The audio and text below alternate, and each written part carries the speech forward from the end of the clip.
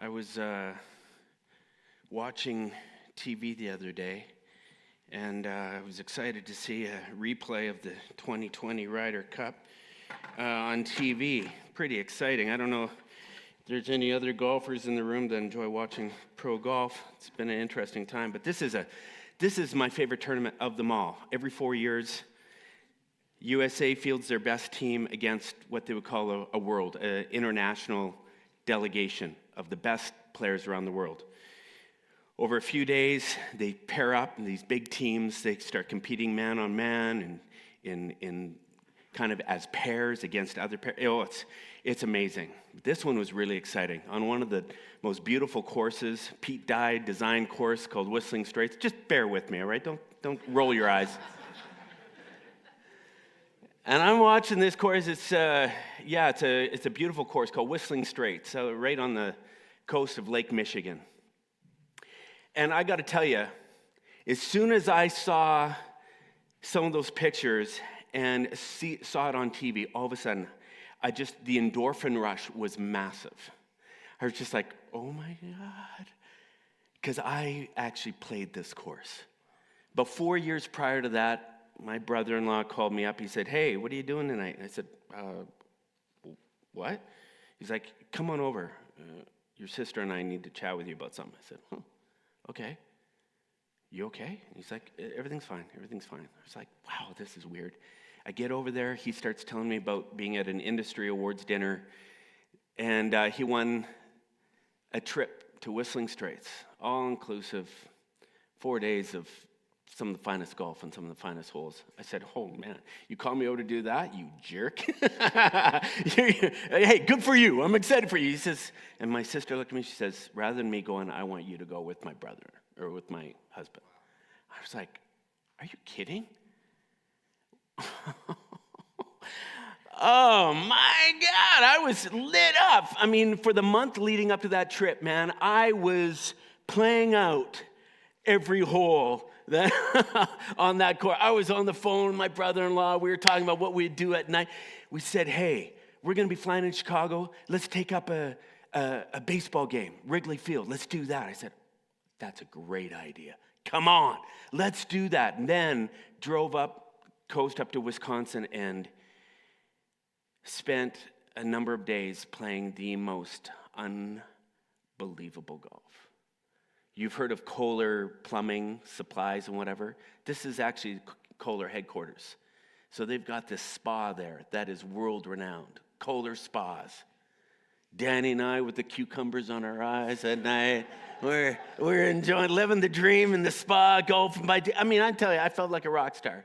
I was out on this course. They don't allow any power carts on this course.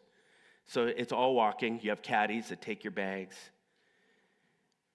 And it just seems like every time you turn around, the coastline and the views, it's just electrifying. Black-faced sheep roaming the course. I mean, it just went on and on. It was unreal.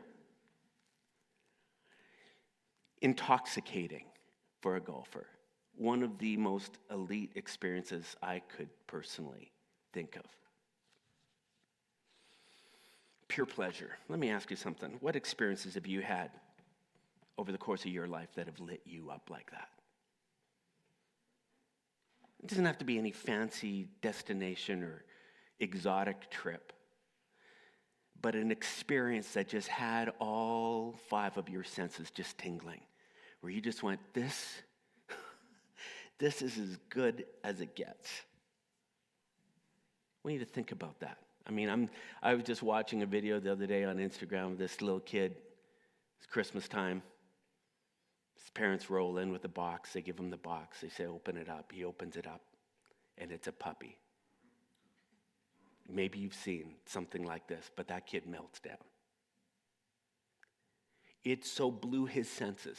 He was crying. He was screaming, dancing around, crying again. Like, it was just overwhelming how excited, how much pleasure he had in that moment of seeing what he had just given. Let me ask you something. What makes you feel alive? I remember talking to a guy. He was telling me about a time when he and his wife were in New York. They're on Broadway. They took in Les Mis. Broadway show. He says, I wasn't really excited about doing the big Broadway play. It was my wife's thing. He says, I got in there. And he says, I got taken in by that story. And just everything that was going on in that show. And he says, I found myself sobbing at times. I found myself at times clapping and cheering. I came out of that place like every part of my body had felt something for the last 2.5 hours. He says, it was such an amazing experience. He says, you want to talk about feeling alive? That show did it to me. One woman was telling me about her experience at a local bookstore. She says, I could go to the bookstore and be in there for hours every afternoon. She says, I have a favorite chair. I go in, I find books from my favorite authors, coffee in hand, no kids screaming. I am alone. She says, I'm just flipping out. She says, it's pure joy. I was talking with Yvonne and Trevor at our most recent, they're a family in our community. You've seen Trevor up here doing charitable giving. We were sitting at the community lunch just a little while ago, and they were sharing about one of their latest trips. They love to travel, love exploring, learning different parts of the world, experiencing different cultures. They began talking about the Sagrada Familia, this massive, unbelievably ornate cathedral in Barcelona that they had seen. I was chatting with Yvonne. Yvonne says, I was talking about a place I'd love to go and see. And I said, I think that's one I would love to go and experience. She says, it's unbelievable. But you could just see, as they began talking about their trips, how excited, how animated, the learning, the experiences. Oh, you got to check this out. You haven't been to, they gave us a few of those. What? You have never been to? I'm like, never. It's almost unforgivable. Some of the places they've been to think that other people hadn't been there. A number of years ago, I had a conversation with Rob and Alita, another family from our community. They are the biggest foodies I've ever met. One night, we're sitting over at dinner, and they began sharing about some of their favorite restaurants locally and then other places they've gone to. And as they begin to talk about their experience, just so animated, talking about the different food. Rob prepares a lot of the food that we eat at our community lunches. This guy is foodie, big time. I can tell as he's talking about it, food experiences, fine dining, Michelin star, just makes them just, they just savor those moments. If you think about the different things that make you feel alive, it might be hobbies, it might be passions, sports. You think about the relational moments, experiences you've had with loved ones, meaningful conversations, maybe parties you were a part of, parties you threw that got wild. I was thinking about one New Year's Eve party that Kathy and I hosted. We got playing cards, and next thing you know, I was next door dressed in one of Kathy's swimsuits asking for a corkscrew. This is, I'd lost, obviously. That was about 12:30 in the morning. Some of those experiences and parties as we retell those stories with those friends that were there. And the laughs we've shared. Think about some of the most pleasurable sexual experiences you've had for those that it would apply to. Think about those for a moment. Those intimate moments from the initial conversation you had with your partner and the hinting of what might lead to it. And the fun. And all of a sudden, as that thing culminated in this passionate experience together.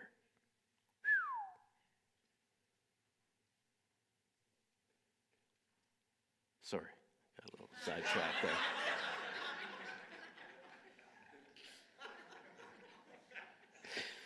The anticipation, the foreplay, leading up to orgasm, like it just, yeah, right? Some people are looking at me a little strange right now.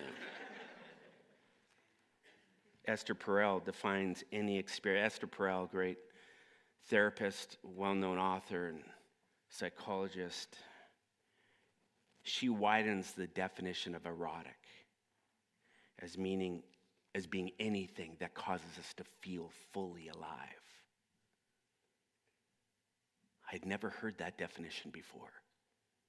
The erotic, anything that makes you feel fully alive. Like foreplay, these are the experiences that heighten and tingle our senses, that get our blood coursing through our veins, the endorphins flooding our system. Experiences like these, they lift our spirits. They recharge areas of our lives that have been depleted. Turn things into full color from black and white, making what would otherwise would be just another boring day or another similar experience to something that becomes something very unique and special, remarkable. That's the erotic. Esther Perel says it's missing in many, many people's lives. Let me ask you something. How much time, how much energy, how much resources do you intentionally invest in the erotic? In the things that make you feel alive? How much of a priority do those things get in your calendar? Is it a regular consideration? When you're mapping out your day or your week or your month? How often do you just intentionally set aside time and resources specifically for the sake of pleasure?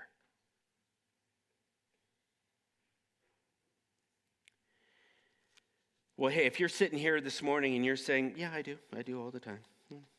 Well, hey, congrats to you. Hats off. Jerk. Take the morning off. You know what? I just give you permission. Walk right out there. Or, in fact, come and join me on stage. You can help teach us how. Because I'll be honest, for me, this is a tough subject for me. It's the weirdest thing. I would say I've got a conflicted relationship with pleasure. Some of it is just brought on by some unfortunate chapters of life, some setbacks, some things we didn't anticipate happening that just end up stealing so much of our time, our resources, our energy. But there's other reasons too. And I'm betting that might be your story too. Over the last little while, I've been asking this question. How much time and energy and resources do you give to feeling pleasure in your life? And you know what? Not one person I asked the question of said, I feel like I do it justice. I really feel like I've given it enough. I'm really on top of this one. Not one. There's this conflicted kind of thing. No one will say it's a bad idea. Everyone says, oh, I love feeling pleasure. When I ask why, oh man, there's a million reasons why. But they kind of fall into a couple categories that I want to talk about this morning. Why don't we prioritize pleasure more? I want to give you two reasons that I think show up, especially in a community like ours here, for those on the spiritual journey. One is one that I would hear whether you're a part of a spiritual community or not, I think. And that is this mindset that pleasure is a luxury. It's not a necessity. I mean, let's face it, in a day in, day out grind, there's bills to pay, there's often mouths to feed depending on your chapter of life, jobs to get done, houses to clean, there's saving for the future, there's considerations, it's like refuse the instant gratification and one day you're going to get that thing, but for now we've got work to get done. We got to save, we got to plan, we got to focus, we got to acquire. Pleasure can seem like a luxury, can't it? At times. It's not a necessity, is it? We've told this story recently, and I want to tell it again. It's a story of a Russian peasant who was promised the deed to as much land as he could run across over the course of a day.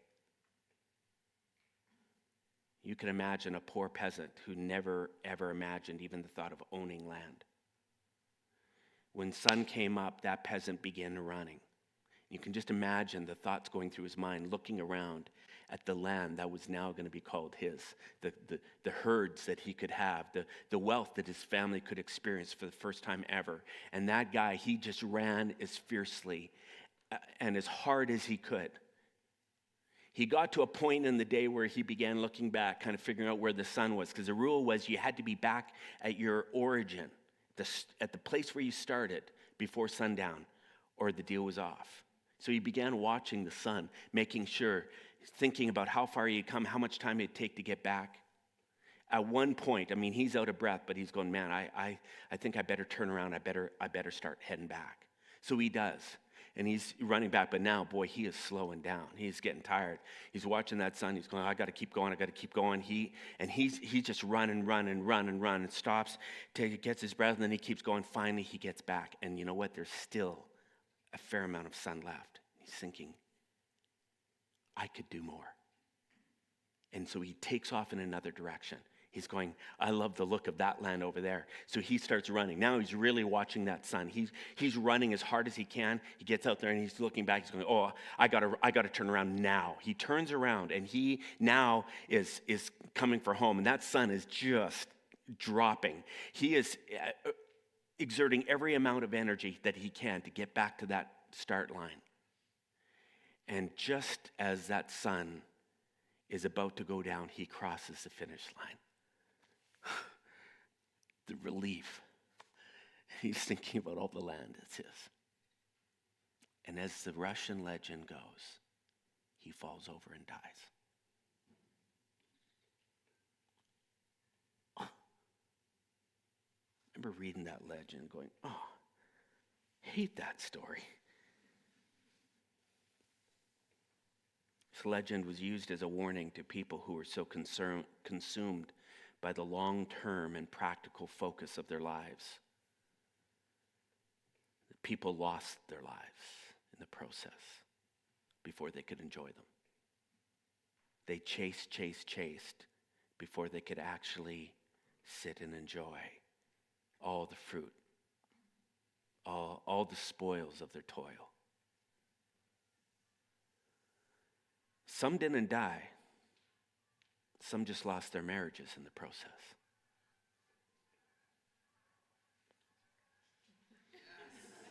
The geese are happy out there. That's great. Sorry, if you're listening online, we can just hear geese honking overhead. Better than the sound of jets anyways, hey? Some didn't lose their life. Some lost their marriages in the process. Some lost relationship with their kids because they were so involved and focused on the chase, what one day they would get. It was all about the chase. There's a book in the Bible called Ecclesiastes that records a man's chase for significance, his hunt for happiness. And this guy did it well. They think his name was Solomon who wrote this thing, but it writes about Solomon. He was a king. And this king, I mean, if you think about Jeff Bezos, Elon Musk, if you think about some of the big power brokers of the world and all that they possess, the yachts, the people, the houses, the car, you name it, King Solomon would have dwarfed them all. He had it all. He was all about the acquisition. And yet he was despondent. This is a guy who ran night and day trying to accumulate, got to the end of the road, got to this point in life where he's looking back now and he's going, I don't know what other roads there are to go down. I have chased down every possible thing that I think would be exciting and meaningful. And he says it's all meaningless. It's like chasing after the wind, was his words. In the book of Ecclesiastes, he shares his observations that caused his disillusionment. He says, I'm looking around. He said, everything can be going so well for some people. They're getting so much, and then hard times come, and it just gets wiped out. He says, you work so hard to get into a certain position within a company, within a business, and then fools are put in charge. said we accumulate all these things, but we can't take anything with us when we die. So all that we have accumulated gets handed off, left in the hands of people who don't appreciate what they've been given, and it spoils them, it wrecks them. He just starts pointing to all these different things that just make all the chase seem so meaningless. It's like we're running for that carrot, and that carrot never really lands and really feels great. The writer walks through all these observations and just outlines all the different ways that the chase has brought nothing but heartache. It's a warning to readers, I believe, to be careful, because you can run. You can chase success. You can accumulate a lot of stuff. But you might not like what's waiting for you at the end. In fact, some of us will never get there. I don't know if it was William Wallace that said this, but we watched it in the Braveheart movie, right? He says, we'll all die, but not all of us will truly live. I want you to think about that for a moment. Let me ask you that question again. Do you feel like you're truly living right now?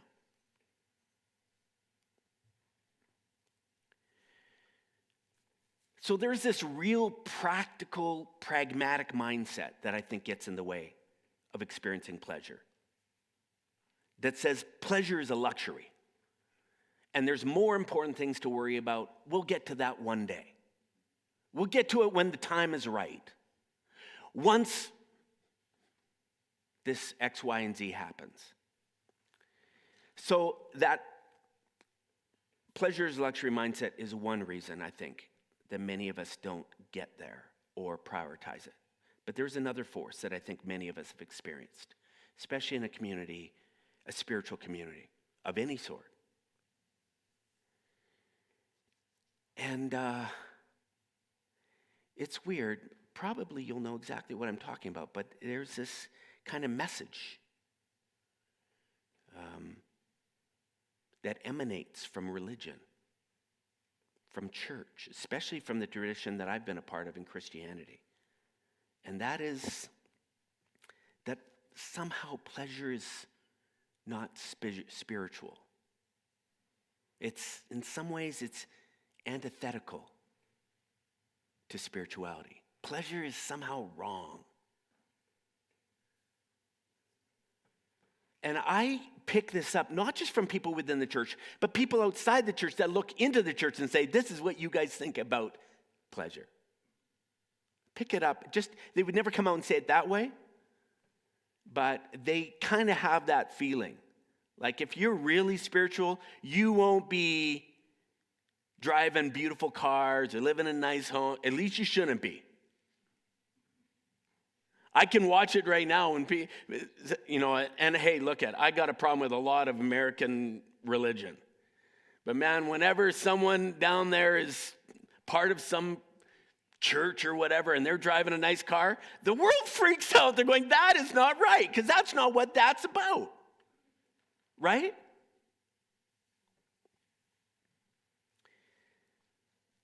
There's this kind of feeling that pleasure is dangerous. Spirituality is opposed to pleasure and fun.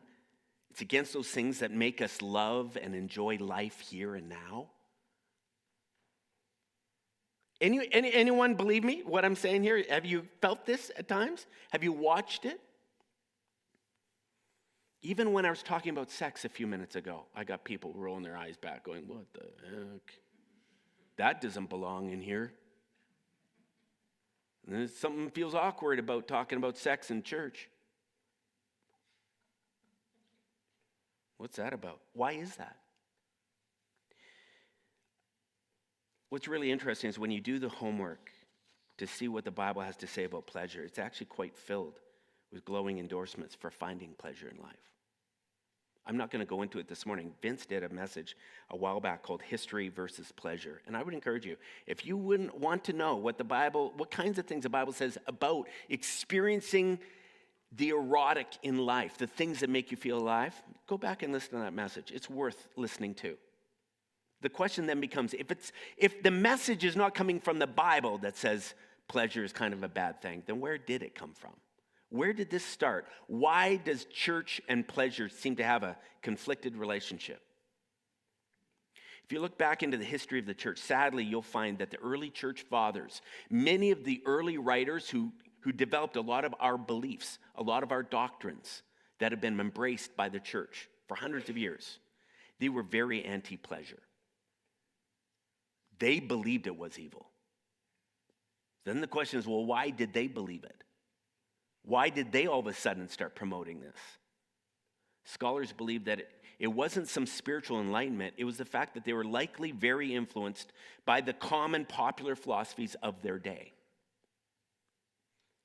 Experts point to three interwoven philosophical threads that seemed to do it in, had a problem with pleasure.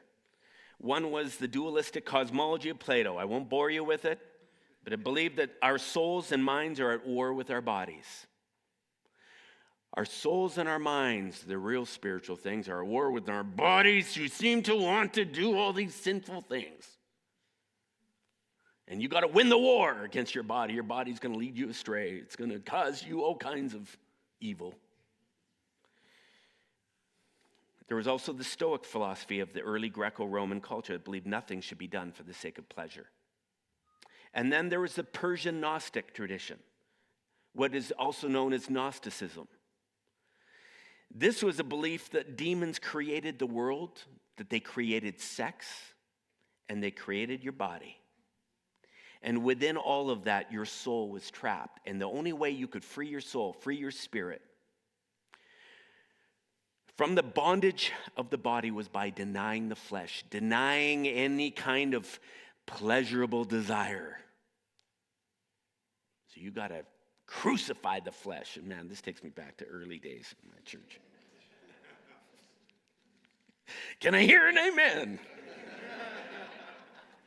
Within 3 centuries after Jesus, they figured these influences had combined to seduce Christian thinkers into a rampant rejection of human sexuality and pleasure.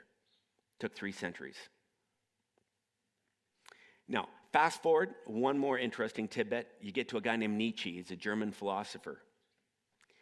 And he was observing the way people seem to operate around this thing called pleasure. Quickly, and I'm going to get to a point here. He noticed 3 different archetypes. He could look over a group of people, and they would typically, he would think, fall into 3 different categories. One were the masters, and one, they weren't literally masters, but they had a master's mindset.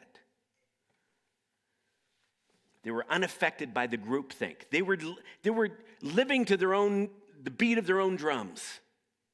These were people that knew what they wanted in life, and they would go after it without apology. They weren't waiting for permission. They were taking the bull by the horns. They would get out there, and they seemed to know what they wanted and what brought them pleasure, and they would go after it without apology. They would wear the clothes that made them feel good. They would listen to the music they love. They would do the things that they wanted to do. Even if people around them were criticizing them, saying, "What are they doing?" They didn't care. These are the masters. He also noticed another group of people that he called the last man.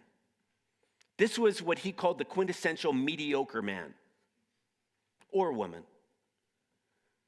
This is the person that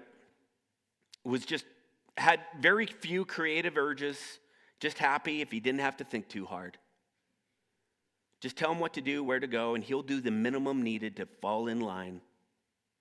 So a lot of his life wasn't necessarily the way he would have wanted it, and probably wasn't bringing him a lot of pleasure, but there was no resistance and no one was getting on his case. So he just kind of did what he was told. And he kind of followed status quo. There was a third category that Nietzsche noticed, and this was what he called the slave. This is a person that perhaps knew what they wanted, but always seemed to be under the thumb of someone else, never able to really live out their own pleasures and the things that they wanted. All they could see around them were the people that seemed to have what they wanted. He called this the slave. The slave was always filled with resentment. Oh, so angry. Feelings of hatred of their own lives, feelings of impotence in the face of an external reality. that someone else got what they want and they couldn't get it. Now, I share these, and the slave and the last man kind of made up what Nietzsche called the herd. And out of the herd sprung what he called a herd morality that actually had a way of kind of building a set of beliefs that said, hey, look it. If you want to know what's really godly, it's what we, the herd, have. Blessed are the meek. Blessed are they who mourn, for they shall be comforted. They had a way of developing a morality that actually celebrated those that didn't have anything and villainizing the person that did have something. Nietzsche points to certain parables in the Bible that sound oddly like a slave being very resentful who says, oh yeah, it's harder for a rich man to enter the eye of a needle. Okay, yeah, camera. Sorry. Yeah, okay, you know the story. Basically what he says is, rich men get into heaven, it's going to be very difficult for them. Interesting.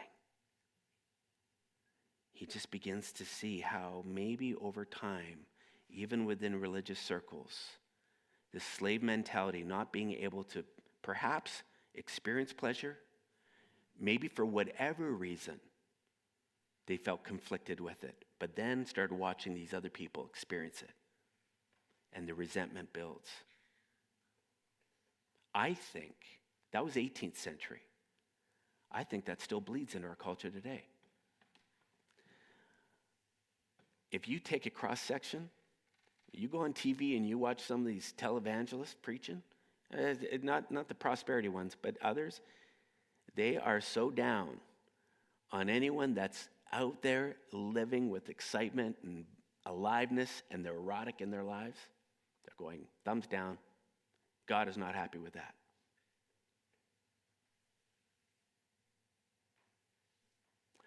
I'll tell you this. I was steeped in that type of teaching. And there is a part of me that celebrates when I'm giving of my life to care for others.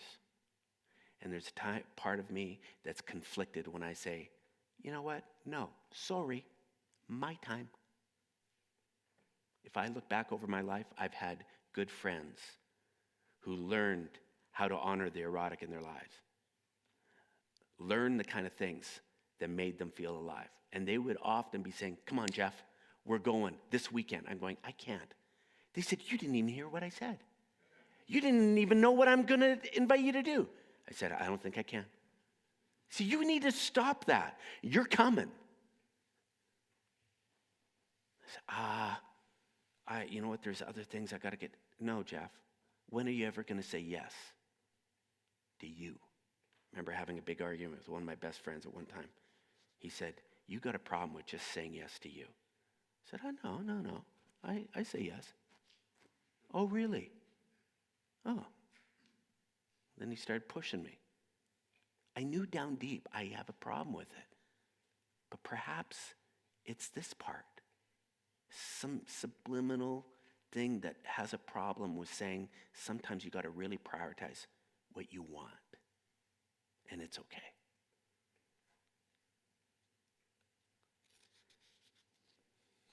I look back at it now and I'm going, yeah, I've been bit by it, and I'm not sure that it served me well.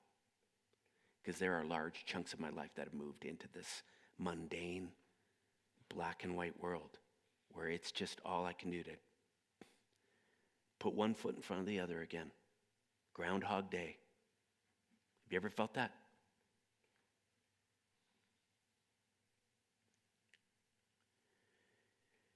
At one point in the book of Ecclesiastes, King Solomon, we think, he comes back and he shares his new perspective of the chase and finding some kind of pleasure. He says there's nothing better for men than to be happy and to do good while they live, that everyone may eat and drink and find satisfaction in all his toil.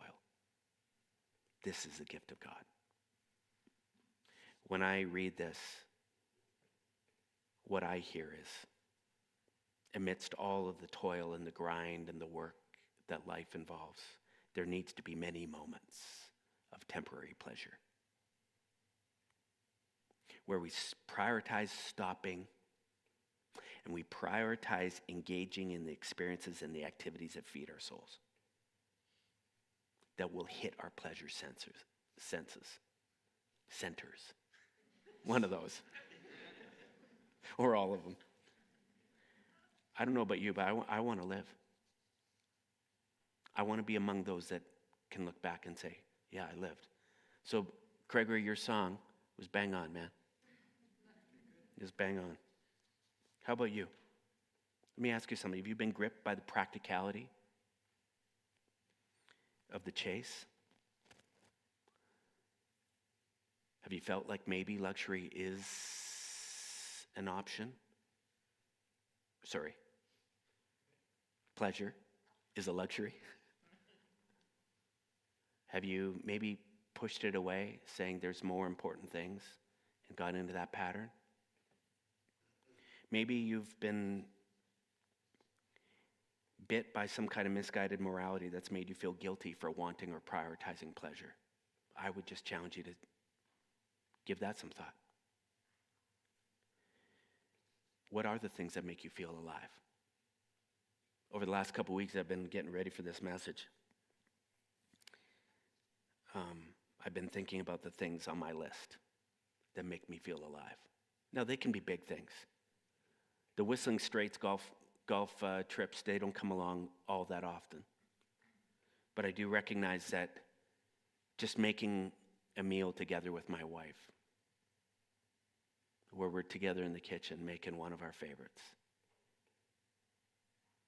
Even better when our boys are there and they're involved too. Oh, man. You know, this might sound strange, but I love mowing my lawn. Kathy and I went for a walk yesterday, and we saw some grass that was poking through the snow, and it was turning green. I'm like, oh, I can't wait to mow the lawn.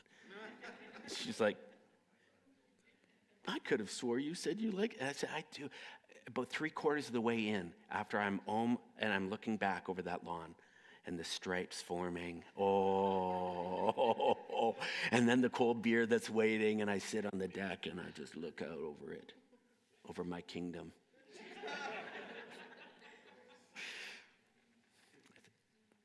Sunset dog walks on warm evenings. We don't get many of them. I always tell Kathy when I said, do you feel that? I'm in a t-shirt and I'm warm and it's at night. I go, oh, we got to savor these, Kath. We don't get many of these. I think about the romantic, spontaneous overnighters that I get with Kathy every now and then where we just say, let's go. Let's get away. Come on. Wings and beer with close friends. My son and I, after hockey, sitting down with the boys, chirping them about the way they played. Oh. Washing my truck. Weird. Renovation project, a glass of wine and a good movie with my wife. Oh, it just makes me feel alive. What do we got going on tonight? Nothing? What makes you feel alive? You have a list? What the frick are you waiting for? Get that list going. Here's what we believe. Healthy spirituality promotes lives that feel alive. The erotic. It promotes more of that, not less. And not just to lead you into some life of narcissism that says it's all about me. Nuh-uh. We believe that when we feel alive, when we are in that place where we are recharged and excited, our capacity to take water to our world exponentially grows. When I have honored myself, I am able to look at my neighbor and say, no, what do you need? Come on. Come on. Let's go. Let's take care of that. I have something to give. I have something to leverage. Even sometimes when I don't have it to give, I can give. But boy, I tell you, when I honor this part of me, and I think you know this to be true, good things happen. All right, I'm done there. Get on the list. Develop that list. Ask yourself, why haven't you been honoring the list? Maybe you can spot something that stood in the way.